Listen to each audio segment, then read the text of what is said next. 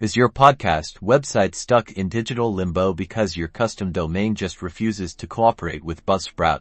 Let's fix it in 90 seconds. First, head to your Buzzsprout dashboard and click on the Website tab. This is where we'll find the settings related to your custom domain. Scroll down until you see the Custom Domain section. Double check that your domain name is entered correctly. Even a tiny typo can cause major headaches. Make sure there aren't any extra spaces before or after the domain name. Now, let's tackle the DNS Records. Log into your domain registrar, like GoDaddy, Namecheap, or wherever you bought your domain. You need to point your record to Buzzsprout's IP address 76,762,121 and your CNAME record should point from www to podcasts. Buzzsprout. Remember, it may take 2,448 hours for DNS changes to fully propagate across the internet.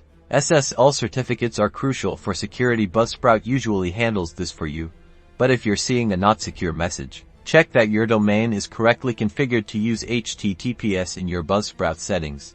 There's usually an option to enforce HTTPS. Make sure that is toggled on. Still having trouble?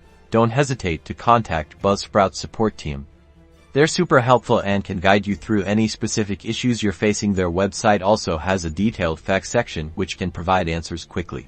With a correctly configured custom domain, your podcast website will look professional and enhance your brand. Now go forth and podcast.